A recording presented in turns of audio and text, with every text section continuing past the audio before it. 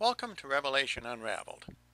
I'm your host, William Tapley, also known as the third eagle of the apocalypse and the co-prophet of the end times. Today I want to continue our discussion of Daniel chapter 11, which is an end times chapter. This is part 2 in that series. Daniel divided up the 45 verses of chapter 11 into 3 different sections. The first section of 12 verses he divided up into a 4-4-4 sequence. The first 4 verses, the next 4, and the last 4. The next 18 verses he divided up into a 6-6-6 pattern. Verses 13 through 18, 19 through 24, and 25 through 30. The last 15 verses he divided up into a 5-5-5 sequence. The reason for this numerology is to help us to understand who the last king of the north is and the last king of the south. This numerology is very important. There are 6 ancient kings described by Daniel, plus 6 kings of the north and 6 kings of the south, for an evil number 666. The number which defeats 666 is the rosary number 555. We find those same 2 sequences in the Olivet Discourse. The tribulation verses are divided into a 6-6-6 pattern, and the 15 victory verses are divided into a 5-5-5 pattern. Daniel breaks up the last 15 verses into a 5-5-5 pattern to separate the 3 personages he is talking about. In verses 31 through 35, he is talking about Antiochus Epiphanes, who is not the last king of the south. In verses 36 through 40, he talks about the last king of the north and the last king of the south, which has to do with our own times, the times we are living in today. In the last 5 verses, 41 through 45, Daniel writes about the Antichrist. Let's take a look at the king of the north, who I believe is the premier of Russia, and the king of the south, who I believe is the president of the United States. Let's take a closer look at the 5 verses which describe the king of the north, the premier of Russia, and the king of the south, the president of the United States. In verse 36, Daniel writes, "And the king shall do according to his will, and he shall be lifted up, and shall magnify himself against every god, and he shall speak great things against the God of gods, and shall prosper till the wrath be accomplished." This is, of course, a typical communist viewpoint. The communist philosophy is one of atheism. Certainly, the Russian premier would fill this bill. In verse 37, "And he shall make no account of the God of his fathers." In other words, he abandons the Russian Orthodox faith. "And he shall follow the lust of women." Now this is interesting because this is the Douay-Rheims translation. The King James Version says just the opposite. "He shall not regard women." I'm not sure which is correct, but it's obvious, according to Daniel, that this last king of the north, the premier of Russia, has some kind of disconnect with women. In verse 38, we have a very telling description of the Russian premier. "He shall worship the god Moslem in his place." Instead of the god of the Russian Orthodox, he worships the god Moslem. Now, the translation in the Douay-Rheims leaves the word Moslem rather than translating it as fortress as in the King James Version.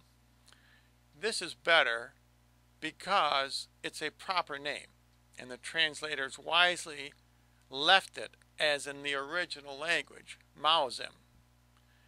And that's because Moslem has significance for these end times. Moslem refers to Muslim, and the God that he worships is the Muslim God. That doesn't mean that the Premier of Russia will be a Muslim, but that he will support the Muslim cause. The Gog-Magog coalition in both Daniel and Revelation is a coalition of Russia and the Muslim nations. And he worships a God whom his father knew not. I believe that this refers to nuclear power.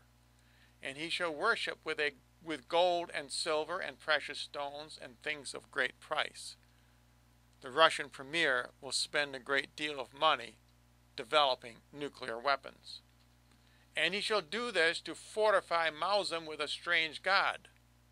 Nuclear power is a strange god, and he uses the nuclear power to strengthen the Muslims. We see that happening today in Iran. And he shall increase glory, and shall give them power over many, and shall divide the land gratis. Following World War III, the Russian premier will put Muslims in charge of many countries, including the United States.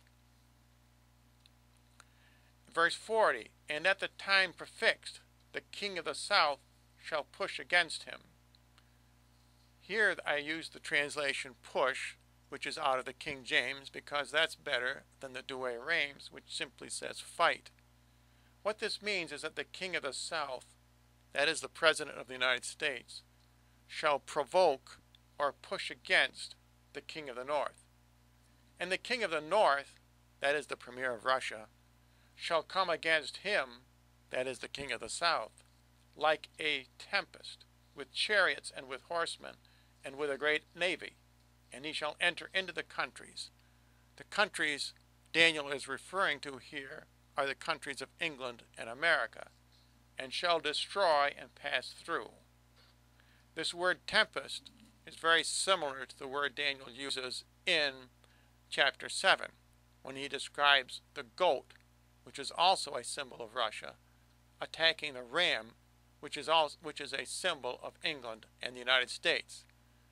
The ram is crushed by the goat in World War III.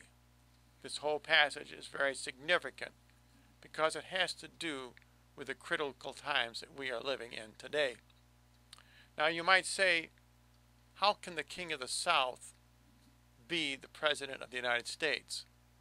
Certainly the king of the north could be from Russia, because Moscow is due north of Jerusalem. Well, it's interesting, if you look on a map, you'll see that there is a country due south of Jerusalem, and that country is Kenya. And we are considering for president, even today, a man whose forebears came from Kenya. Could Obama be the next and last king of the South? The king of the South who will lose World War III to the de facto premier of Russia, namely Vladimir Putin. I believe that is the scenario that we are looking at today. I believe that Russia is supporting the Muslims with nuclear power, and this will precipitate World War III because the king of the South, the president of the United States, who I believe will be Barack Obama, will provoke the king of the North, Vladimir Putin, into starting World War III, which will cause the destruction of both countries. And those are the three horns which the Antichrist brings down, as in chapter 7 of Daniel. The one horn on the goat, symbolizing Russia, the two horns on the ram, symbolizing England and the United States. In part 3, in our conclusion of our analysis of Daniel chapter 11, we will look at the last 5 verses of chapter 11, which describes the Antichrist, which describes the 3 groups of people who survive the Antichrist, and the 3 nations which will be defeated by the Antichrist, except that those 3 nations symbolize all the nations of the world. Now, if you would like more information, simply write to the address you see on your screen.